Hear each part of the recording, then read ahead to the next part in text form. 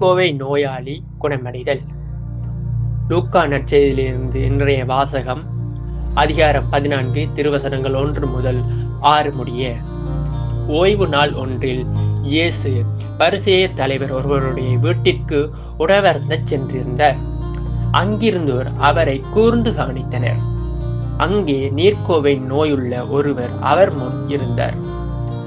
இயேசு திருச்சட்ட அறிஞரையும் பரிசேயரையும் பார்த்து, ஓய்வு நாளில் குணப்படுத்துவது முறையா இல்லையா என்று கேட்டார்.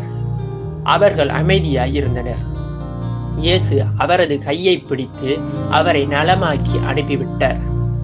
பிறகு அவர்களை நோக்கி, உங்களுள் ஒருவர் தம் பிள்ளையோ மாடோ கிணற்றில் விழுந்தால் ஓய்வு நாள் என்றாலும் அதனை உடனே தூக்கிவிட மாட்டாரா என்று கேட்டார். அதற்கு பதில் சொல்ல அவர்களால் இயலவில்லை. இது ஆண்டவர் வழங்கும் அருள்வாக்கு. கிறிஸ்துவே உமக்கு புகழ்.